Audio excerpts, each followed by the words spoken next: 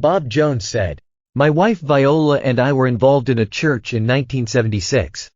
We were involved with the youth leaders, and we even gave them quite a bit of land in Lake Ozarks. We had a youth camp there. There was a movement of the Spirit with the youth, but also there was a pull of the youth into immorality, drugs, and alcohol. And the Lord was telling me what they were doing. I had to warn them. It got dangerous.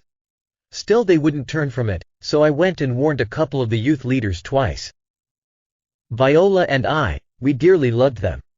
They were like our son and our daughter. And I warned them, but they really got upset the last time I warned them. And 2 days later they were both dead. I warned them about a motorcycle. They were killed on a motorcycle 2 days later." Mike Bickle said, "Because they were in sin. It wasn't that the enemy could just take them, but he warned them. The enemy was seeking to take them. And they said, 'Forget it, we are not getting rid of our sin.'"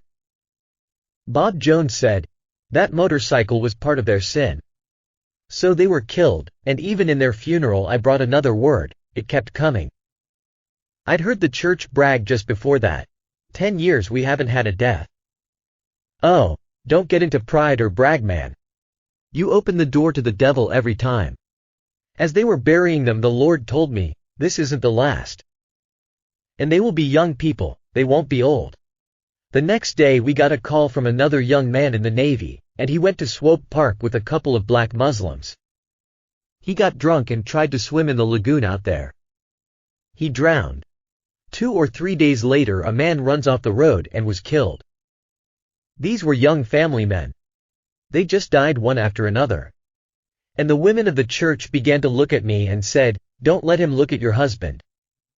The man can curse him and you'll die.' There was all kind of stuff that started going on.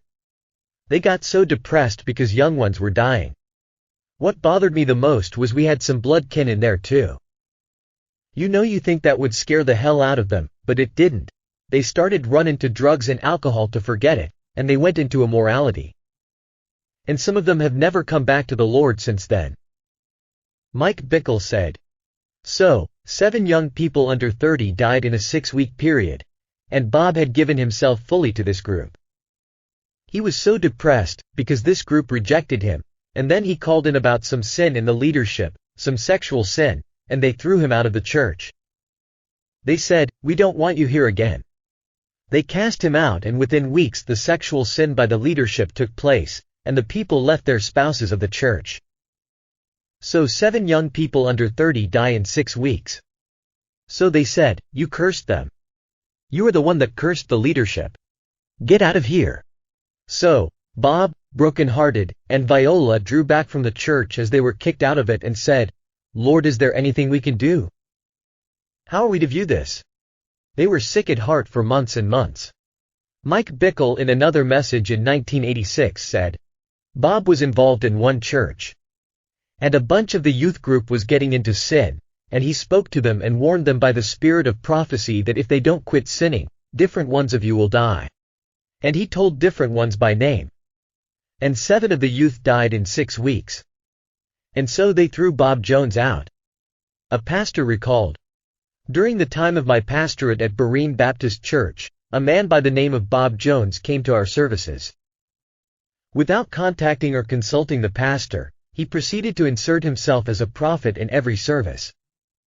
He dominated the worship and praise time with dire and foreboding prophecies.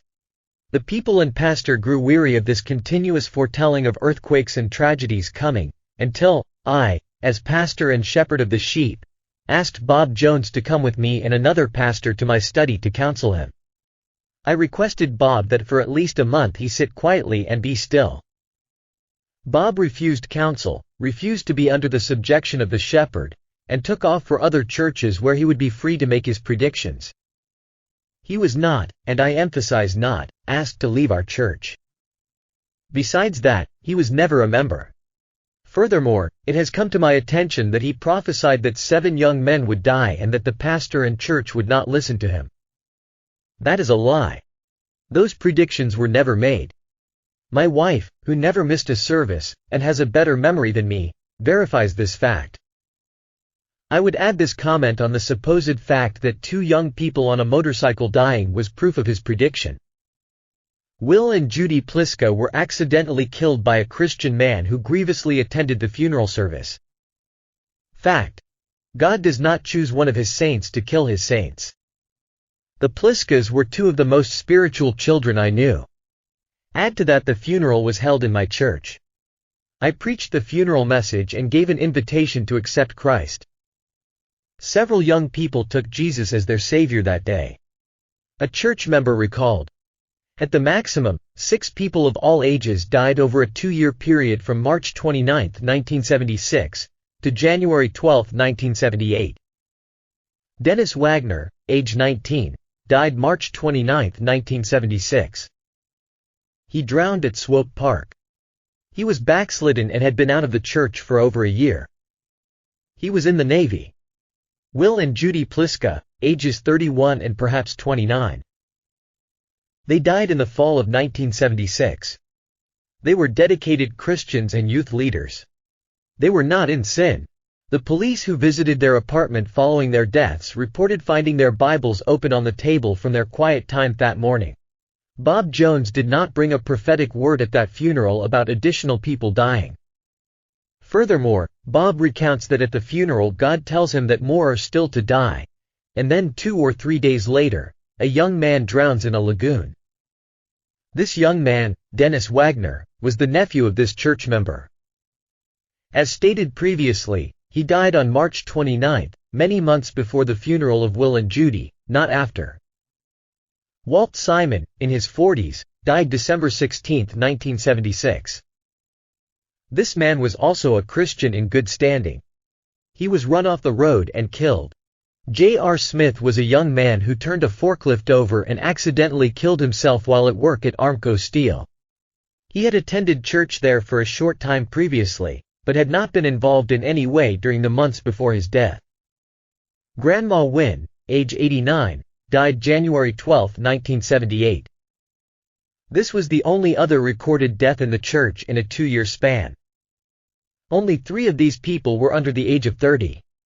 This leading church member testified that Bob Jones had the habit of jumping up at any time he felt like it during the services and prophesying. He was not under submission to the pastor. The church member ended with this final statement. These deaths could, in no way, be construed as 7 young people involved in sin, dying in a period of 6 weeks. This is a complete exploitation for the purpose of gaining personal credibility as a prophet. Bob Jones was never asked to leave the church.